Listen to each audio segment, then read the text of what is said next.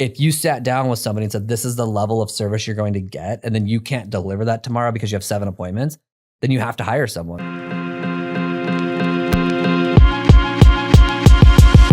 Welcome to the Real Estate Is Show. I have a client of ours and a friend, Chris Bowers, today from eXp Realty.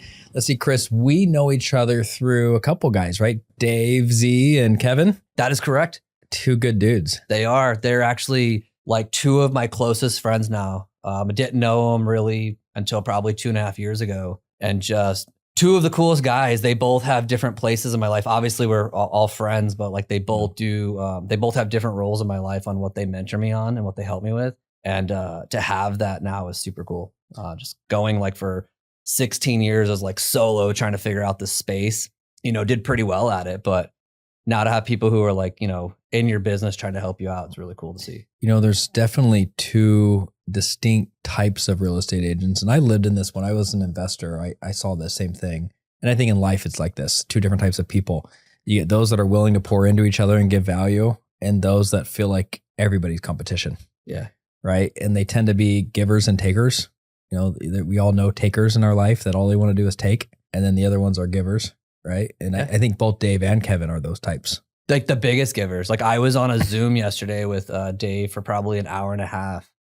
And we were just tinkering with my business. So like, since what's crazier, like the story is I met Dave he was on Kevin's podcast, and I was Really? Yeah, dude. I was at Mountainside Fitness at like 7 a.m. listening to their show, and Dave was the guest. And like I was listening to this probably in like 2019. I think I'd sold probably like 130 homes that year. And I was hearing Dave talk about his model on Kevin's show. And I was like, no way. This guy's living a totally different life than I'm living. He's talking about like... He's the selling from Boston, right? Like he's talking about like 5 kids under the age of 14. He's the like dad of the year award while like getting all the production awards. And I'm like, my life looks significantly different, but I've always been like vulnerable. And so I hit him up after that podcast. Like that's a crazy story how like me listening to that podcast, he left his number at the end of it. I called him. Met him at his office, I think the next day, and that guy just started helping me build my business from there. Wow. So he poured into you like straight up right away. Yeah. And like that was before I even linked up with him at eXp. So for like 6 months, I was still at HomeSmart, and he didn't have to do this. He's just a good dude. And so when I met him at his office, he's like, hey, are you having a lead generation problem or a leverage problem? And I'm like, well, I sold a good amount of homes this year. Like it's definitely a leverage problem.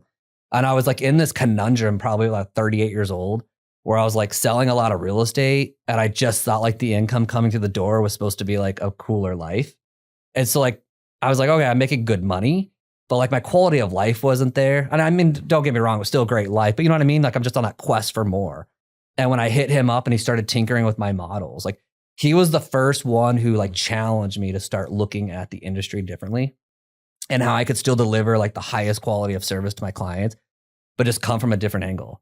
And like how to like, he's looking at like the P&L portion of it. And he's like, hey, is it always sell more homes and get the awards, or could it be sell less homes and make more money? And I was just really like into that conversation of like not having to be the one that's always seeking to get on the stage, but like the one that's like, hey, let's just figure out how to like have a quality life while selling homes and figure out how we can keep as much profit as we can. And then how do we park these profits into something outside of real estate and not back in our business?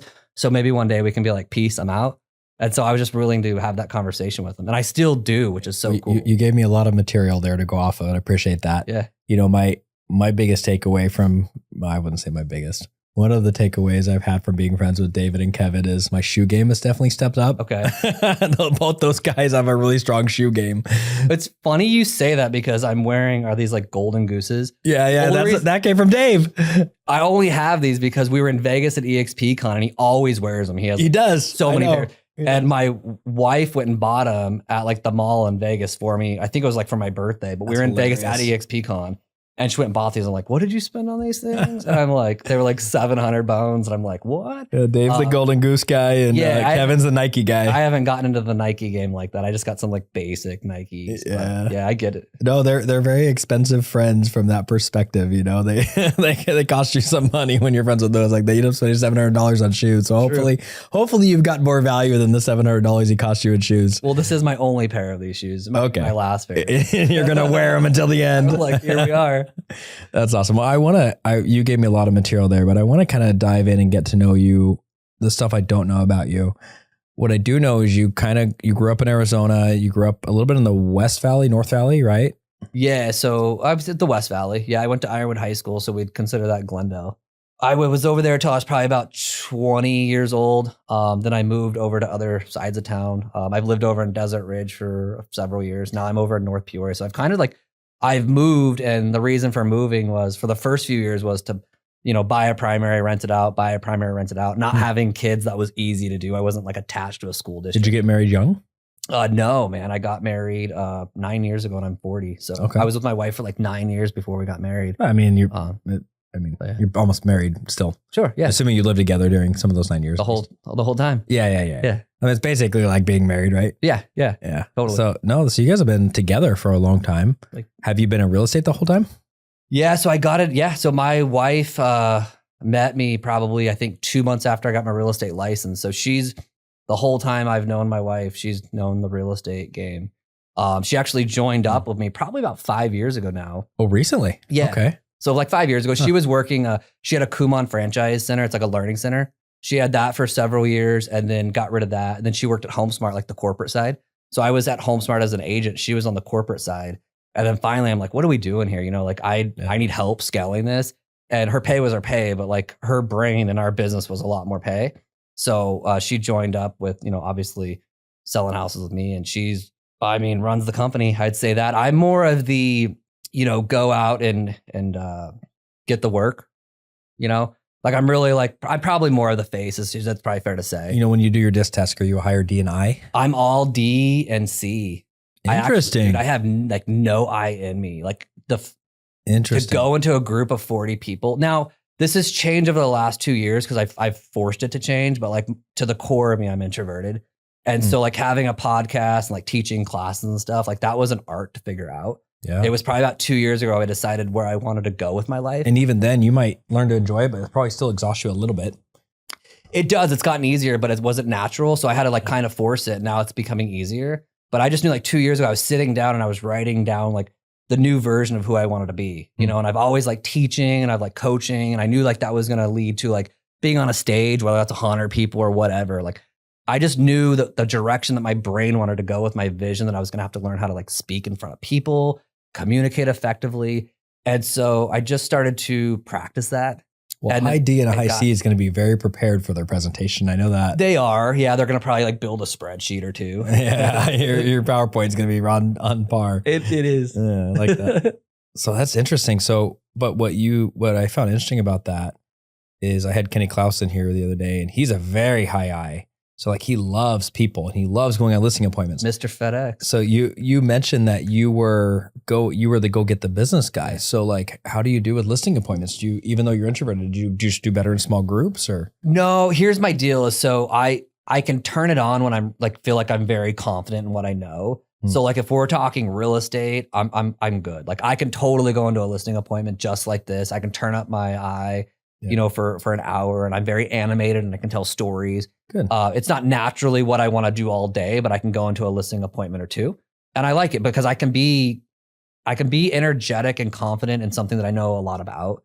And I actually feel like I'm super skilled at. But I mean, walk out of that room. If we were talking about anything else there, it would be very hard for me to have a conversation with that same person at that table if we weren't talking about something that I felt like I was like the best at. Yeah. And so I can turn it on there, but it's definitely not natural. Well, do you do most of the listing appointments, or who does them? I do. So that's my gig. And so it's kind of changed this has changed over the last probably 2 months is I decided that, I go on the listing appointment and then I basically, most of the time sell Brittany, my wife. And then she's more the one that takes over after the listing appointment. And it's interesting. It's just been different because like that just changed probably, a few months ago. From an ego perspective, was that hard at all? Not at all. Like thankfully a lot of realtors I meet, this realtor used this term one time. It's still like to this day, I remember the moment. What did she call herself? It was like, it's a term you would know, but it's like, I'm the rock star, but it wasn't that word. Okay. But it was basically like, everyone loves me. And you could tell the way she said it, like there was no way in heck she was going to be talking about anybody else but herself at that listing appointment. I just left a lunch meeting where I was talking to somebody about hiring, and he asked me, he's like, how do you know when to hire? And I was like, you know when to hire when the level of service that your client deserves, you couldn't deliver on the next day because of your schedule. And so it's just that, like, it's as easy as that. Like, if you sat down with somebody and said, this is the level of service you're going to get, and then you can't deliver that tomorrow because you have 7 appointments, then you have to hire someone. If someone was like, hey, I've got to use you, then I'd be like, well, that's not fair to you then, because like the level of service that I demand of my company to give you, it's not like I'm not the linchpin of it all. They are. So like if you needed me involved in absolutely everything, like we couldn't give you the service that I expect. And so I'm really selling like, we demand like this is the service that we're going to give you. And it's like 3 or 4 people that are going to pull this off, not just me. And if they wanted an agent that was going to do it all for them, then I wouldn't be the right fit. But I'd argue that I probably have better service. I might not be attached to every phone call. Yeah. I mean, there's a theme here, and, you know, there's levels of humility, but, you know, you use the word vulnerable where you're coachable.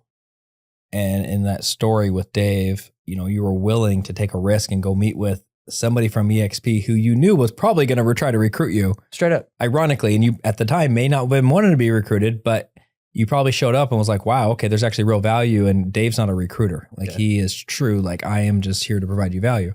Nonetheless, your side of that coin, what I see in that story is your vulnerability and ability to be coached.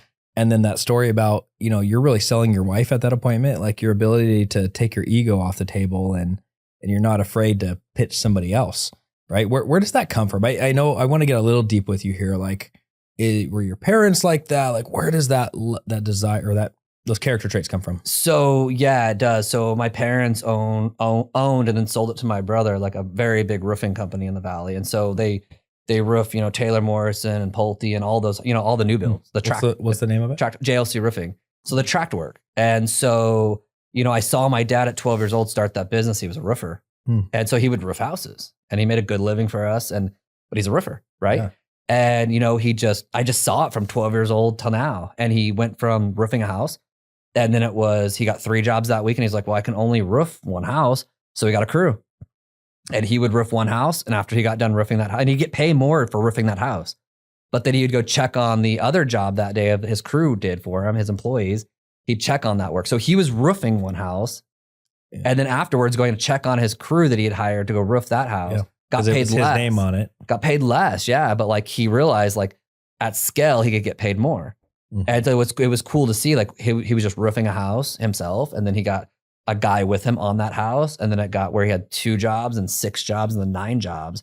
And then finally got into the tract work, which was delivering him in 6, 7, and 8, 2006, 2007, 2008, just hundreds of homes a week. Oh yeah. And so I just saw like I would go into an office where, you know, they weren't really computerized at the time. But I'd go into an office where I saw whiteboards and it was like his crews on the east side, his crews on the west side. And then him having to hire, you know, foremans to go check on these crews. And so I just saw like, so when somebody started talking about like buyer's agents when I was 22 and listing agents and like an employee, that was just like normal business. Like, oh, okay. Like if you want to scale a company and have more people happy with your services, it couldn't just be contingent on yourself. And I think where maybe the humility came from was I remember my dad always telling me, he's like, when people would ask me on the job, like, can I talk to the owner? He'd be like, oh, he would give him a card and say, call the office. He never even wanted to be attached to, even if it was like someone trying to give him props. Interesting. Like if it was props or like a negative, it was always just like, oh, here's the office, call him. And so like, they would have been interesting for them to find out like, oh, the dude who gave him the card was the guy who owned the company. Cause he didn't want any of that shine. He was just actually about what was probably the coolest thing about it is it just kind of organically happened. It was just someone who knew how to do good work, got more work, had to hold people accountable to his quality of work, scaled a company that was probably bigger than he ever thought it would be, and just had to live with still around? Yeah. How's your brother doing with it? Good. Actually scaled it even more. And what's probably funnier about that story is my brother knows roofing. I wouldn't ever say he was a roofer. And so it's kind of interesting to see somebody who scaled it probably even bigger by not actually being the one who ever even had the tool belt on roofing. Yeah. And so it kind of shows me the whole level of like, can someone step into the game of an industry and not actually know how to do that work? Could they just hire somebody to go do that work and know what they've got? Like, what's the metrics we got to have on this customer service? But that's probably cool to see is like him scale it to a whole nother level. And not really, I couldn't say in his roots would say he's a roofer. Like my dad can say he's a roofer and my grandpa's a roofer. My brother would be like, I'm a businessman, right? Like I worked for the company and bought it, but I don't think he would describe like his DNA as like a roofer. And so I'm just like, is my DNA a realtor or is my DNA like I have a real estate company? I don't know. There's tools that business owners have to have, and it's, you have to know marketing, you have to know sales. Now, do you have to be good at them? Maybe, maybe not, but you have to understand them. You have to know accounting, right? You have to have some like high level tools, but you definitely don't have to have direct industry knowledge, I don't think, to be successful. Yeah. For example, I owned a brokerage. I've never been a realtor, and we ended up selling it. And we paid a realtor $250, excuse me, to get a listing. Okay. So it was a flat fee per listing that she signed up. And because that's all she did, and she needed to live on $3,000 to $5,000 a month, she made what she needed to live on. But for us, that was 20 to 30 listings a month, which is huge for most people. Yeah. Right. But we changed the model. We were like, I don't want to go on listing appointments. My business partner, that was the realtor, it's like, I don't have time to go on listing appointments. I got little kids at home. Okay, well, let's hire someone to do it. But it's just, you got to think differently. It's a way to think differently. I think so many realtors in this industry, and Dave Z's good at it, of thinking differently, is like they don't run their businesses like other small businesses run. Yeah. I think it's being comfortable with, you can just, you can keep getting more work, right? And every client's important to us, but I just look at it like I have a lot of priorities in my life. Like I have other things that I do outside of real estate. And so like today I've been in back-to-back probably 5 meetings. And so if someone thought like, oh, is Bowers going to show me houses? Like I'm being serious when I say this. Like when people are like, how did you know when you needed to hire someone to show homes for you? And I was like, well, when I knew that I met a buyer yesterday that wanted to go look at homes today, and I knew I had 5 appointments today, so I wouldn't be able to show them. Yeah. And I know I've got 5 more appointments tomorrow back to back, and my Saturday's even crazier, my Sunday's even wilder, and Monday just starts again. So it's like, where in there do you give good customer service if you're telling someone for 5 days you're busy? And so when someone's like, how do you hire someone? I'm like, when you know that like you would lose the business because you have other things to do to build the company. And that's fair to say out loud. And Dave and I were talking about this the other day, just the concept of we get so caught up on the fact that realtors have to earn commission, and they don't. Like there are other ways to structure their pay. I did the $250 per listing deal. You could do a salary, you could do all kinds of different ways. And my very first hire was an assistant that had a real estate license who just wanted $45,000 a year. She didn't want to take the risk of commissions. Well, that's my showing. But she listed all of our houses. Yeah.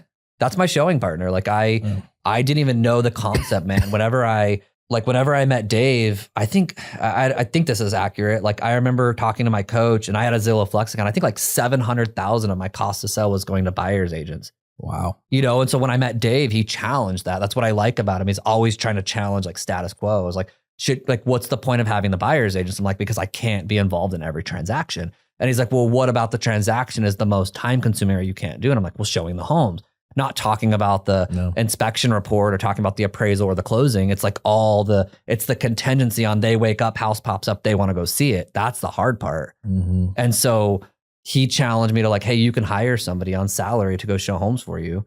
And like the day I met him, I think 7 days later, I had 2 people I hired. And then so when someone's like, how did you go from hearing that to showing partner? I was like, one, I needed it so bad, so it had to be there. I had the finances to do it. No. And I looked at Dave and I was like, dude, I've never heard anybody even say that. I've always heard like buyers agents 50-50 splits. That's just what I did. And I'm vulnerable and I'm moldable. Right. That's the thing I hate the worst about the real estate agent industry is everybody follows everybody else. It's a crowd mentality. Yeah. And that's why like I am like Kevin's Think Differently masterminds. It is probably 4 a year. Like I've got to be in those rooms to the point where I hit up Kevin's assistant Bree like probably 3 weeks before the end of the year. And I was like, hey, are these all on the books? And if they're not, can they be? Because these are so important to me. I take a lot of vacations and I'm like, I don't want to be on vacation. Like there was one that we planned he planned or had to change the date. And I was going to Breckenridge that day with like some friends. And I legitimately canceled Breckenridge to go to the Think Differently mastermind. Cause I'm like, I know the importance of being in that room and there's going to be someone in there that's going to challenge me to think differently. It's kind of cool if that's what he calls them. Mm-hmm. And I mean, I remember being in one and I don't know if it's 2019 or 2020, but like what I learned in that room, who I met, I saved like 198,000 on my 2020 taxes. Crazy. And then I'm sitting there, I'm like, I'm like, wait, what? So when someone's like, hey, there's a Think Differently mastermind, I'm like, are we going to find $200,000 like out of the bed today? Let's go. Yeah. So you did an interesting transition in your career. You had, how big was your team? You had a Zillow Flex team. How big was that team at one point? I think we had up to 14 agents at the time. We were just it just forced. Like I never woke up any day and said, I want a team. Yeah. I had a Zillow account. I did good service. My conversions were high. I was doing it. I was the one that was jumping out of the pool when someone wanted to go see a house and going to show the house. And I put myself through that because I knew like I kind of saw the game with them. I was like, I think this can scale. Like I might have to be the one to go through the gritty work of scaling it. We've all been there as entrepreneurs. Like I got to do the dirty work, but I could see in 3 months I could have someone else do it. Had 14 agents. It just got to a point where I couldn't do it anymore. So talk to me about that. What year was that? And when you say it got to a point where you couldn't do it anymore, how did you like decide to go back to being a solo type agent? You either follow a P&L, unemotional about it. You got to look at a P&L, right? Most agents don't know how to even create a P&L. Sure. So I'll be the first one to say like the bookkeeper creates it. Like I just spend money. Like I just will say I spend money on what I think is smart. My bookkeeper tracks it. And then I get on a 30-minute Zoom call with them where they show me my P&L and say, did you do it right? So I think there's these checks and balances. I'm not saying I'm the best like spender of money or the best P&L creator, but like we spend money in our business that we think's, going to be fruitful. They track it. They just look at our credit cards and debit cards. They track it and put it in the right accounts. 30-minute Zoom call where I sit on there and she's smarter than me. Like I barely got to the 8th grade. My company's gotten a little bit bigger than I'm, bigger than me. Yeah. So I just sit there and she's like, this is what you did. This is where you're at. Salaries are this. Your lead generation's this. Your cost of sales that. Based on industry standards on your GCI, you're a little high there. You're a little low there. I just sit there and listen. I'm like, cool. You just schooled me on my business, and that's your job. So thank you for that. So I just follow a P&L and we try to make decisions accordingly. But I followed a model for years that Russell Shaw. I went to a class one time at his, and he said, your goal in real estate, or his goal in real estate, was to hire the least amount of people to deliver the highest amount of customer service to the amount of business you have that year. All those words are so important. Have the least amount of people to deliver the highest level of customer service for the amount of business you have that year. There's a few things in there. He has the customer in their highest quality service, the least amount of people, that's your P&L profit. So it's like customer service, profit. And it's also, his statement was kind of where I was looking at it, someone who had been in the game longer than me. Oh, there's different years. For that year, he said, meaning it's all scalable and it's all, you can just fold it up. It can go up, it can go down. And it does go up and go down. Well, and that's the point. I think hanging out with smarter people than me is you, dude, if you let your ego in this game, you can actually not find a profit if you care what people think. Mm-hmm. That's the most challenging thing to me is if you care what people think about your business, you can sit in this zone of unprofitability because you don't want them to think like, oh, like he used to have a team of 14 and now he's doing it solo. And I'm like, I'm following a P&L. And so the profit could be actually the same. And I just got to make sure I follow it. And you traveled more and you did more stuff. Yeah.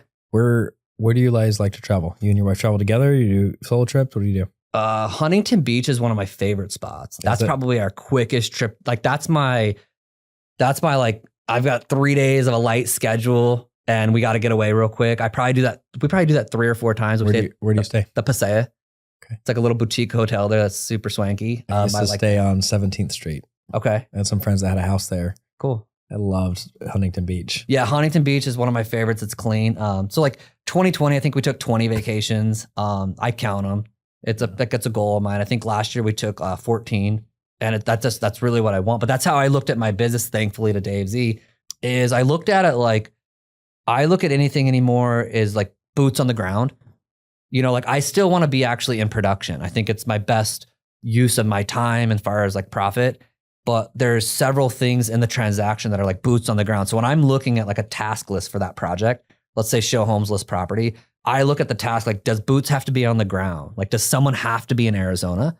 And I look now as if I can be anywhere in the country and call some internet leads for 2 hours and convert them, right? Mm-hmm. I could be anywhere in the country and probably take a listing appointment on a Zoom. You could. But there's certain things we used to close listings through phones and Zoom and DocuSign. Yeah. So it's like, I just look at anything now, like what's boots on ground that has to complete that mission. I got to have someone for boots on ground. And as long as I have the boots on the ground, for example, like I have like 16 rentals in Oklahoma. And like I learned that quickly is like when people are like, well, how do you manage your own properties there?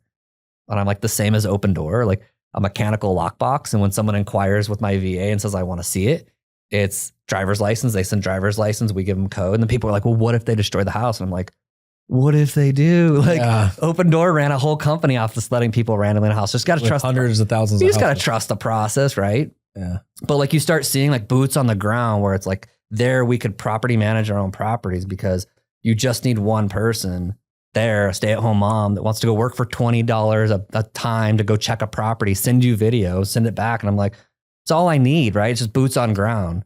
We can accomplish so much anymore with just cameras and phone calls. What I would suggest when we do this with some investors and wholesalers is doing the Matterport. Okay. Hiring somebody to go to the Matterport because then you get a 3D walkthrough of the house from here. Okay. You can walk in, you see the Matterports, right? You can look up, you can look down. So it's a great way. I used to flip houses like that. Like just go get me a Matterport so I don't have to leave the office. And it allows me to walk the whole house and talk to my contractor and know what's going on. Yeah. Yeah. But I mean, that was so cool to even see in that piece of our business was boots on the ground. I'm like, actually, someone could walk that property, a final walkthrough. The only thing we couldn't tell by a checklist and video was smell. So we added that to the checklist. I was like, a checklist and a video, I can see that whole property, don't need to be there. And if you just tell me how it smells, we literally captured. And the second the phone will let us smell it, I'm like, you're in. The game's over at that point, right? What? So we've kind of done this naturally. I was going to do it and you kind of naturally did it. Let's transition the conversation from a P&L to a balance sheet. Yeah. Have you focused any time on your net worth and your balance sheet? Because I think a lot of real estate agents, first of all, don't even know what their P&L is. And I want to get this level of value out because I think 90% of real estate agents out there combine their personal expenses and their business expenses. Yeah. I mean, let's just ground rules, let everybody know you have to keep those separate so you know if you're truly making a profit. Yeah. So step one. But let's get into the more deeper level, instead of accounting 101, more accounting 303 type crap, which is the balance sheet side of people's lives. Have you changed your mindset to think about your net worth and your balance sheet? It's almost the whole point. You know, I taught a class recently and I was talking about my 5 buckets of what I focus on to water, like my faith, fitness, finance. And I say finance and I don't say business. Because I'm like, people put business as like the plant that they're watering daily. I'm like, I'm watering the finance plant. And so like, I got to look at it. I have several different things that I do that makes income. And so I've got to look at it like this thing has to produce income. And if it produces income, then I got to go figure out how to go invest it. And so, yeah, net worth is actually, I think the net worth conversation is what inspires me to actually still sell the houses. And so I don't look at it. I kind of back in my whole entire year and I want to know like how much money do I want to go invest? And then it's got to get through a few funnels. And this is how I look at it. I'm like, if I want X amount of dollars to invest at the end of the year, I got to go generate a revenue. It's got to go through this funnel of my business. Then it's got to pay employees, pay expenses, and then I've got to pay taxes. And then it goes into my personal life. That's another business. Get through vacations and whatever cool stuff I'm doing. Then there's got to be this much money. That's the investing money. And so I just look at it like I've got to know my burn rate of my personal life, my business, my personal life, and then have a good chunk at the end left over to invest.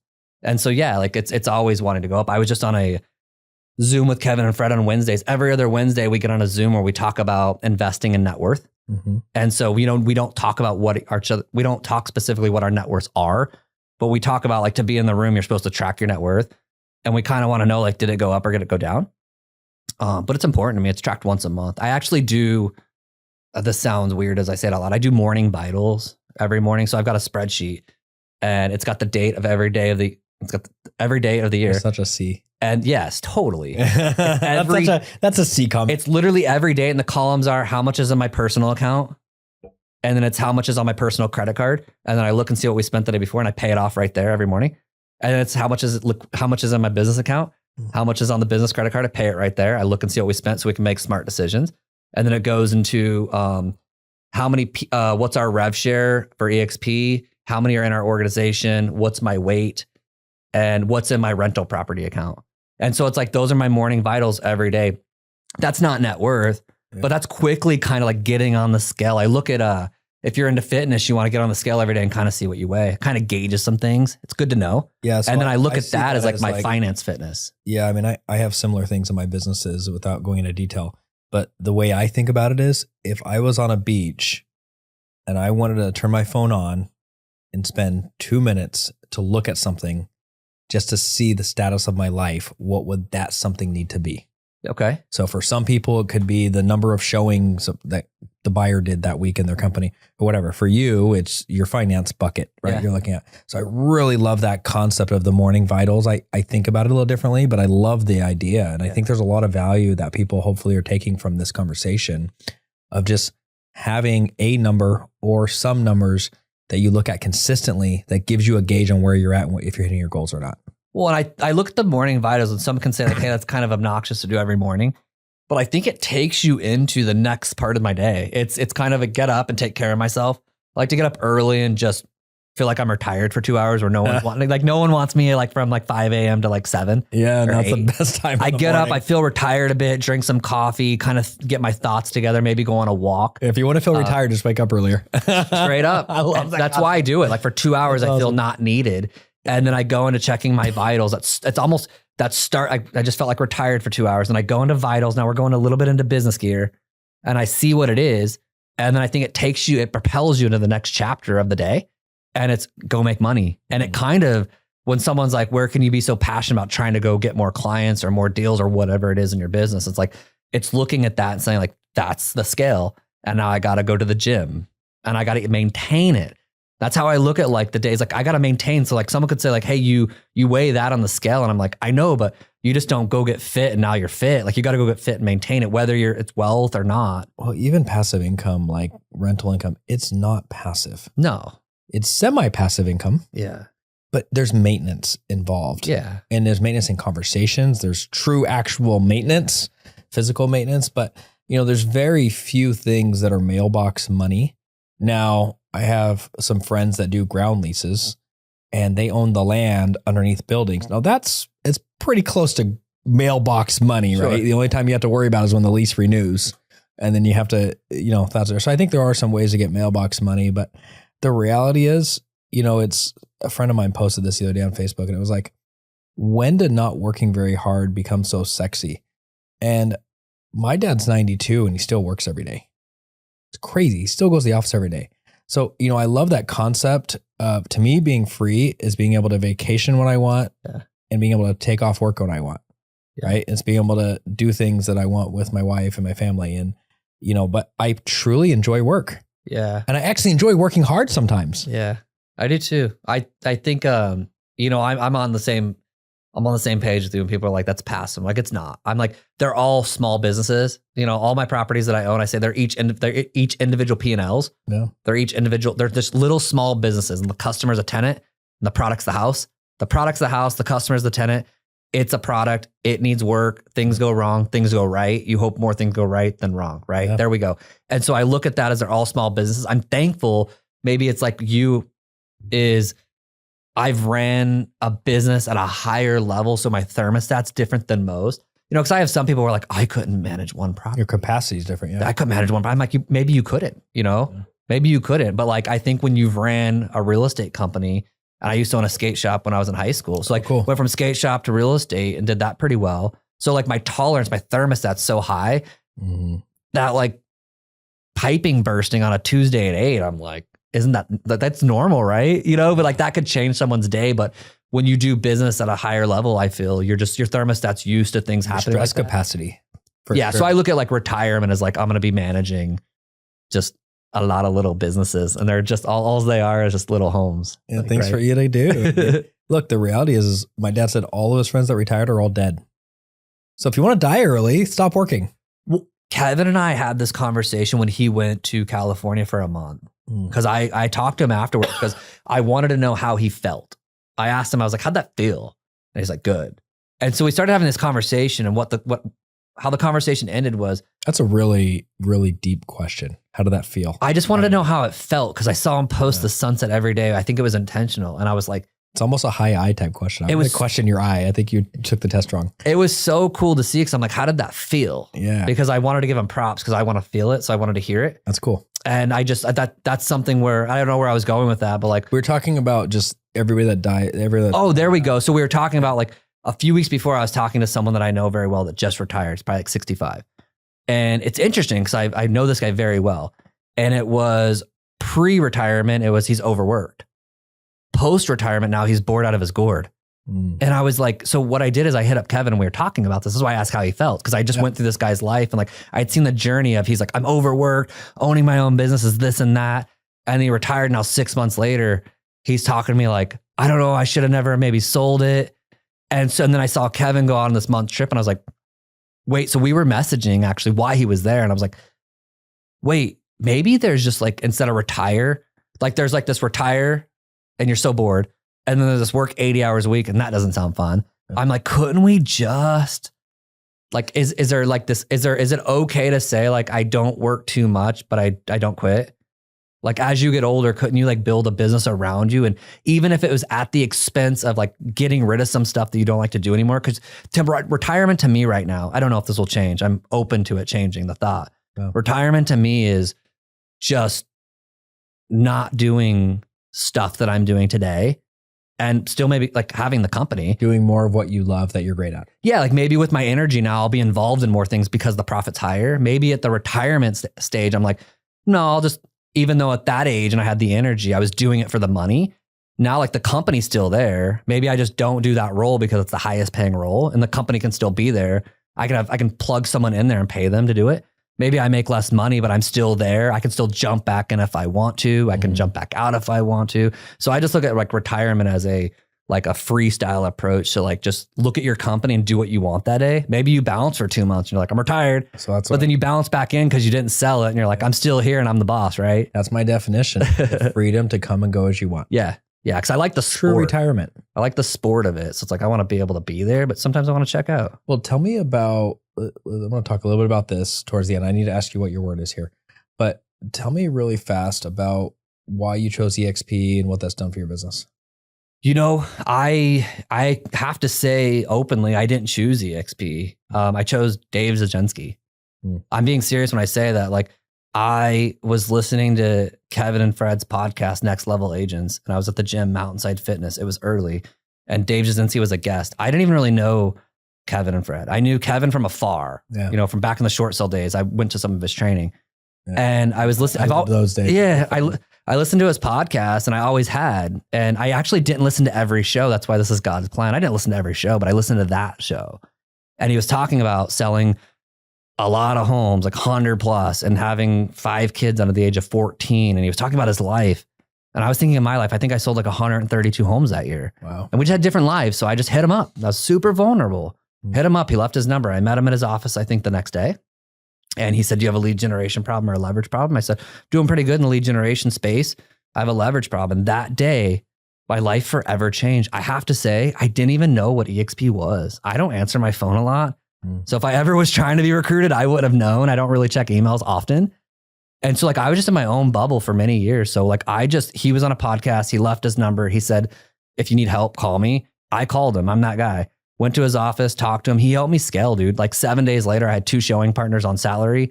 I think I took 20 vacations after that. I got the cost of sell from 14 buyer's agents down to just no buyer's agents, me, production going through me. And he helped me with my ISA model and he helped me hire VAs. And I'm like, if that sounds like just the stuff I said, like better quality life, more profit. I think a lot of people give up half their commission just to get that kind of advice. They do, man. And so like for 6 months, that dude just poured into me. Like when I was there the first time, he was like, he kind of brought it up. I didn't know what it was. So even though he may have thought he was doing something, I didn't know. And I don't care. I was just there learning. And I was like, cool, school me, dude. Like, please school me. I'm down. And he started teaching me this stuff. And at the end of the first meeting, he kind of brought up EXP. And he's like, do you kind of know about stocks and rev share? I'm like, you think that I know about stocks? Like I barely got to the 8th grade. And like, I don't even, and he's like, rev share. And I'm like, rev share. Like I'm, you know what I mean? I was there I needed help. And so for 6 months, that dude helped me build my business, started going to some masterminds with him and his friends. That's how I met Kevin and Fred more. They started pouring into me. Finally, I joined EXP because it only made logical sense because I did start figuring it out. And then over the last like year and a half, just now having like 90 people in my organization, dude, I'm telling you that I had a team of 14 and it was like herding cats. And I'm telling you, man, like I taught a class recently to like 15 people in my organization is what I'll call it. And they're sitting there, I'm teaching a class, dude. And as they're sitting there, I'm teaching, I literally like this, I got chill. I have chills now telling the story. I got chills talking to him because I was like, I think the code's been cracked. Like this is my team. Like it's no longer a team of like people like, well, these leads weren't good and they gave me a bad phone number. That's the team I was used to. These 15 people in my organization, they all have their own brand, their own last names. They're all building their own companies. They all want their own team. And so I looked at that and I'm like, this is my team. It's next level. Like I got 90 people that are all, I don't care if Bowers is on your sign. I look at my job now as to be a business consultant, high level board of directors. You know, call me up on the board of director questions like, hey, I'm in this issue with hiring an employee. What should I do? Cool. Let's talk. Well, I usually end with this, but we're going to talk about your award in a second. Cool. But I don't want to forget this question because I think it's a very important question. So I'm going to ask this now and not the end. How do people get a hold of you that are interested in learning more about your model or having you help them and pour into them? And I know you will do that whether they join EXP or not. Yeah. And you're not going to try to recruit them. You're just happy to help people just Straight like they've helped you and you want to give back. So how do people get a hold of you? Yeah. So, I mean, you can go to, I think, Chris Bowers, BOWERS _ real estate, Chris Bowers _ real estate. Hit me up on my phone number, 623-764-2651. So Chris Bowers _ real estate, your Instagram? Yep. Awesome. That's my phone number. I probably check it twice a day and check text. So, well, let's talk about your word. Cool. Okay. This is the fun stuff. Okay. What is real estate to Chris Bowers? Dude, it's funny because this morning I knew this question was going to come up, obviously. And I sat there for about 5 minutes to think it through. And I was like, man, I don't want to say anything weird.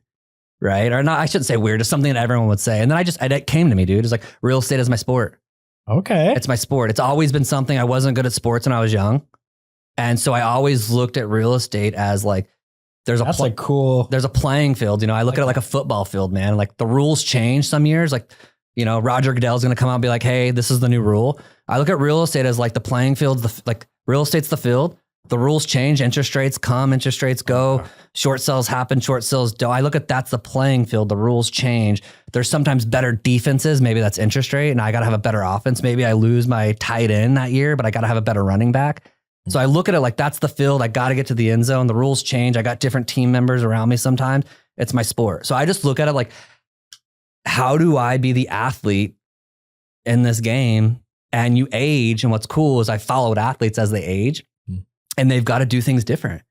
You know, they can work off grit when they're 20, but that 40-year-old quarterback has to start using some different people around him. I was watching David. He's no longer like doing the QB sneak because he's like, that one hurts when you're like 40, right? I mean, I was watching David Beckham, who owns the Miami team. I was watching him out there practicing with the guys, and I was like, man, like I bet he just like desires to get back out there, but he's older. Yeah. So you got to do things different. Now he's going to become the owner of the team. Yep. He can't be the player anymore. There you so go. just the things change. Things change. They stay in the game from a higher level. So I just look at it like I've always said, real estate's my sport. I tell like when I'm at a listing appointment, I'll be like, this is my sport. Keep this house, please. I want you to keep it. It's going to change your life. Keep it. I'm like, this is my sport. Like I have homes, I sell homes, I help people buy homes. This is the game I've played. I've played it at a good level and I feel like I'm good at it. And I tell every one of my clients, this is my sport. So that's just like when I thought of like, that's a really cool. That's cool. Nobody's used that one yet. So I really appreciate it. Everyone always comes on. They're like a vehicle. And I'm like, yeah, that one's good. It gets used a lot. Nah, dude, this industry, man, from 22 to 40, it's raised me. I'm super thankful for it. So I just feel like the real estate community has raised me. I'm so thankful for it, but it's my sport. I wasn't good at sports, man. I'm like, I wish you could get like a Letterman jacket for real estate because I wasn't cool in high school.